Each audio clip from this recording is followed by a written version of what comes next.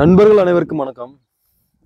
இந்த வீடியோவில் பார்த்தீங்கன்னா நம்ம வண்டியில் வந்து ஒரு மேஜராக ஒரு ப்ராப்ளம் இருக்குன்னு நினைக்கிறேன். அது என்னன்னு சரியாக தெரியல. இன்றைக்கி வந்து சண்டேங்க.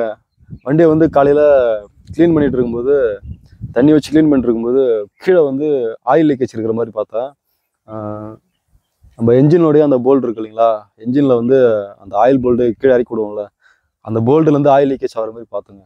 அது வந்து க்ளீன் பண்ணி தொடச்சி வச்சுருக்கேன். நீங்கள் சண்டேன்றதுனால ஷோரூம் வந்து ஆஃப் டே தான் இருக்கும். அதனால் நான் இன்னும் அவங்கள்ட்ட ஃபோன் பண்ணி கேட்கல. நாளைக்கு கேட்கலான்னு இருக்கேன். நாளைக்கு இப்போ நான் தொடச்சிட்டேன், நல்லா க்ளீன் பண்ணி தொடச்சிட்டேன். ஆயில் ஆனால் லீக்கேஜ் ஆகி தான் இருக்குது. 2-3 ட்ராப் போய் தான் இருக்குது. இப்போ நான் க்ளீன் பண்ணி தொடச்சிட்டேன். ஒரு மறுபடியும் லீக்கேஜ் ஆகிற மாதிரி இருந்ததுன்னா கண்டிப்பாக வந்து ஷோரூம் தான் எடுத்துகிட்டு போகணும். அவங்க வந்து அது என்ன ப்ராப்ளம்னு பார்க்கணும்னு நினைக்கிறேன். ஏன்னா இது வந்து நம்ம வந்து வேணால் வண்டியோடைய ப்ராப்ளம் இது. நம்ம அதெல்லாம் வந்து நம்ம எதுவும் பண்ண மாட்டோம். அது வாரண்டியில் தான் வரணும். நம்ம அந்த என்ன ஆச்சுன்னு சொல்லிட்டு நம்ம அடுத்த வீடியோவில் நம்ம பார்க்கலாம். நம்ம ஷோரூம் எடுத்துகிட்டு போகிறோம். நாளைக்கு எடுத்துகிட்டு போயிட்டு என்ன சொல்கிறாங்கன்னு பார்ப்போம். இப்போ தொடச்சி க்ளீன் பண்ணிட்டேன்.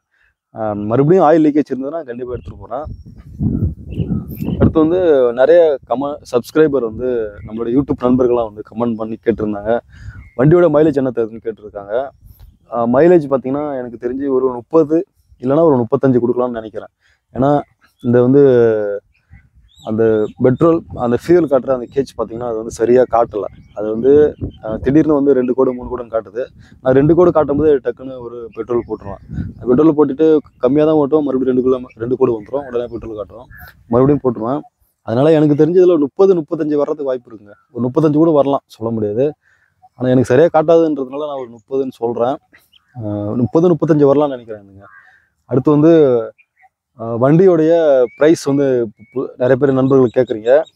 வண்டியோட ப்ரைஸ் வந்து 2,70,000 வண்டியோட ப்ரைஸ் வந்து 2,70,000 இப்போ பிப்ரவரியில் எடுத்தோம். நம்ம பிப்ரவரியில் பார்த்தீங்கன்னா அந்த வண்டியோட விலை வந்து 2,80,000 போகுதுங்க. அடுத்து வந்து என்ஜின் வந்து ஹீட் ஆகுதான்னு கேட்குறீங்க. என்ஜின் வந்து ஹீட்டிங் வந்து நான் ஃபஸ்ட்டு எடுத்த அன்னைக்கு நல்லாவே ஹீட்டாக இருந்துச்சு. டெலிவரி எடுத்துகிட்டு நான் வரும்போது அப்போ கல்லூரில் வந்து கட்சிக்காரங்க மாநாடு போட்டிருந்தாங்க. அந்த மாநாட்டில் ரோடு ரொம்ப டிராஃபிக்காக இருந்துச்சு அந்த நேரத்தில். அப்போ வந்து நல்லா வந்து என்ஜின் வந்து நல்லாவே ஹீட்டாகவே இருந்துச்சு. டிராஃபிக்கில் ஓட்டும்போது நல்லாவே ஹீட்டாகவே இருந்துச்சு. அதுக்கப்புறம் ஹீட்டாக இருந்துச்சுன்னு கேட்டிங்கன்னா அந்தளவுக்கு ஒன்றும் ஹீட் தெரியல. இப்போ நார்மலாக நம்ம வண்டி ட்ரைவ் பண்ணிகிட்ருக்கோம். அதனால் ஒன்றுமே பெருசாக ஒன்றும் ஹீட்டு தெரியல. ரொம்ப டிராஃபிக்லாம் வண்டி நான் ஓட்டல. ஹீட்டிங்லாம் அந்தளவுக்கு இல்லை வண்டியில். ஆனால் நல்லாவே இருக்குது. அடுத்து வந்து பிக்கப் வந்து சொல்கிற அளவுக்கு இல்லைங்க. சடனாக நம்ம மூவ் பண்ணுறோம். இப்போ நல்லா போயிட்டு நம்ம சடனாக மூவ் பண்ணுறோன்னா இருக்குது.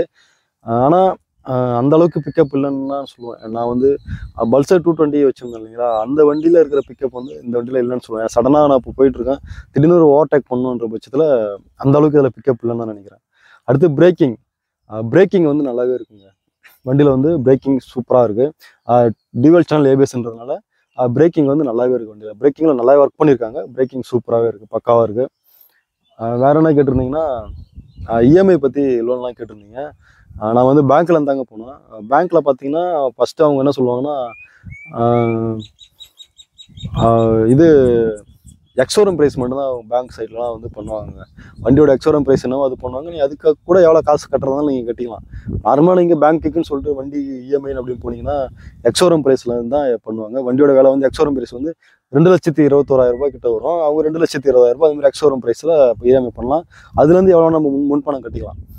ஷோரூமில் ப்ரைவேட் ஃபைனான்ஸ் பண்ணும்போது அவங்க எவ்வளோ முன்பணம் கேட்டாங்கன்னா, நான் ஃபஸ்ட்டு விசாரிக்கும் போது 50,000 கேட்டாங்க. 50,000 கேட்டு நான் வந்து என்னை அடிக்கடி கால் பண்ணி கேட்டுகிட்டே இருந்தாங்க. இதுமாரி வண்டி புக் பண்ணிட்டீங்க சார், இன்னும் நீங்கள் பணம் கட்டலையா, வண்டி எடுக்கலான்னு கேட்டிருந்தாங்க. அவங்க ஏதாவது ஃபினான்ஸ் ப்ராப்ளம் இருக்கா அப்படின்னு அடிக்கடி கேட்டிருந்தாங்க. நான் வந்து பேங்க் சைடில் ஃபினான்ஸ் இருக்குன்ட்டு ரொம்ப தெளிவாக இருந்தேன்.